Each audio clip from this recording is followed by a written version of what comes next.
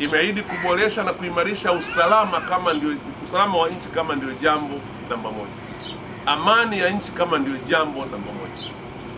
Jitihada hizo hazitawezekana kama sehemu za kufanyia kazi za kusimamia huo usalama, hiyo amani zitakuwa zimeharibika.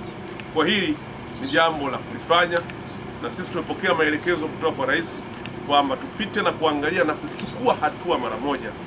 Na nichukue nafasi hii kuwashukuru sana baadhi ya wadau ambao wameanza kurekebisha vituo vya polisi kwa kuchangia fedha wao wenyewe.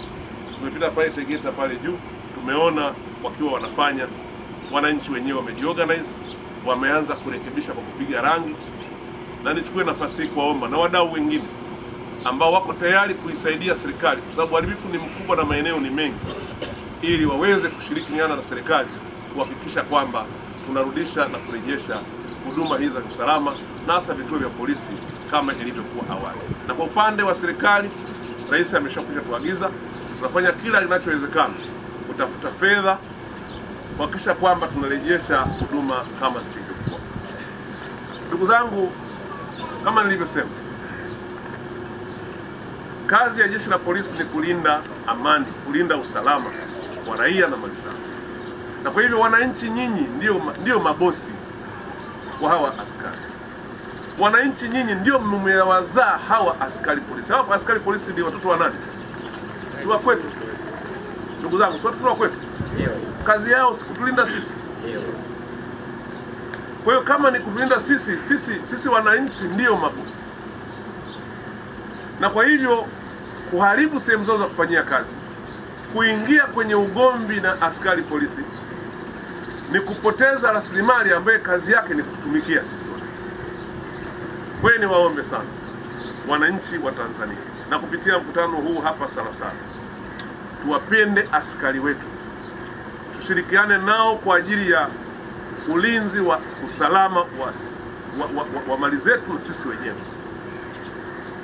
Lakini kwa namna ya pekee niwaombe sana askari wetu, na hapa huko RPC, na salamu hizi nimempa pia na IGP, kwamba tunataka katika kipindi hiki tuonyeshe ushirikiano mzuri kati ya raia na askari wetu wa jeshi la polisi.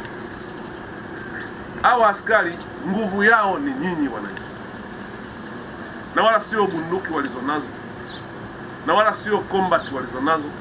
Nguvu yao ni nyinyi wananchi. Mkitaka wawe na hiyo nguvu ya kulinda usalama wenu, inawezekana. Kwa hiyo niombe sana askari wetu, niwape pole kwanza kwa kazi kubwa mliyofanya katika kurejesha amani, lakini ambayo mmekuwa mkifanya wakati wote. Mmefanya kazi nzuri, endeleeni kuifanya kwa kushirikiana na wananchi, maana ndio utaratibu wetu wa Kitanzania. Na ndio maana sisi Tanzania ndio tunazungumzia polisi jamii, polisi inayeshirikiana na umma. Kazi nzuri hii mnayoifanya, kazi ya sisi serikali sasa itakuwa ni kuwaongezea nguvu ya mafunzo, weledi, lakini na vitendea kazi, ili muweze kufanya kwa ufanisi zaidi. Lakini nataka niamini kabisa, pamoja na kazi nzuri mnayoifanya, na wananchi hawa wakitupa ushirikiano, hatutakuwa na tishio lolote lile la usalama katika maeneo yetu na mitaa. Tuendeleze ushirikiano na kuaminiana kati ya wananchi na jeshi letu la polisi na vyombo vingine vyote vya usalama, kwa sababu ulinzi wa taifa letu unatutegemea sisi wananchi. Vyombo hivi vipo kwa ajili ya kuhudumia sisi wananchi. Mnapokuwa katika kadhia na hofu kubwa kama ilivyo sasa, hasara ni ya taifa na ni ya wananchi wenyewe. Mali zilizoharibiwa na wenzetu wasioitakia mema nchi yetu, vurugu zilizofanywa ambazo hatuamini kama zimetokana na akili zetu, ni ama tumesukuma kufanya hivyo kutokujua kwa wale wachache walioshiriki, lakini hata tunahisi kuna wengine ambao si miongoni mwetu wamekuja ndani ya nchi yetu na kutekeleza hayo waliyopanga kutekeleza.